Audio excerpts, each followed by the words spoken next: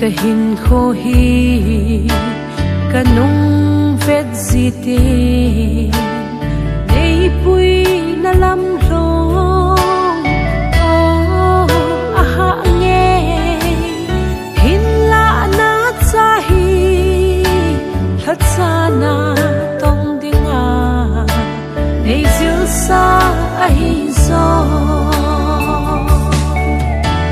kagen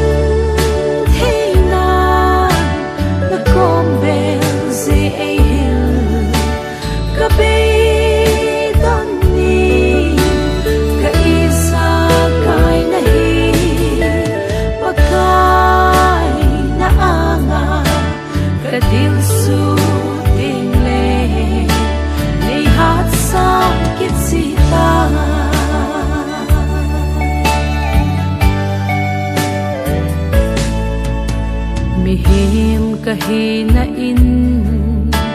katho zau zipo nei ngai damin hing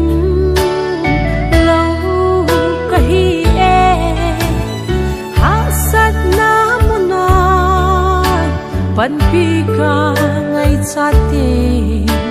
nei pui dan kamusi kagen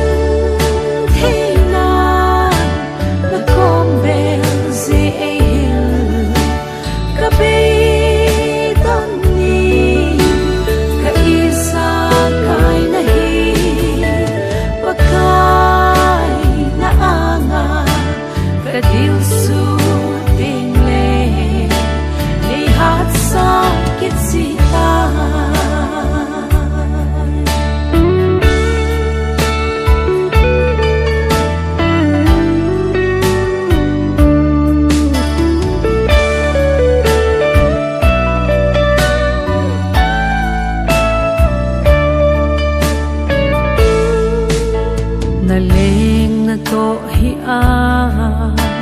ha nge ye paka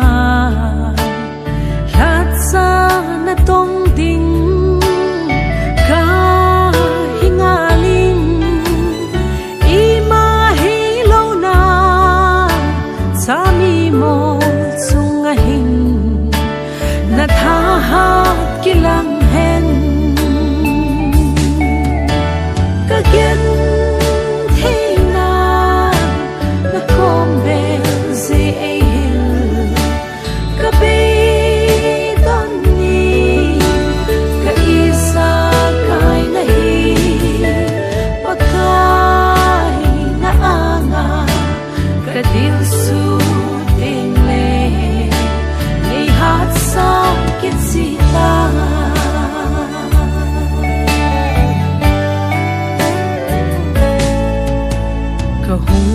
kihlan ena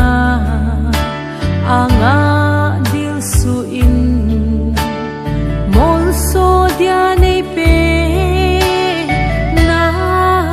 to hi nei pe ka in sung mi to dam sunga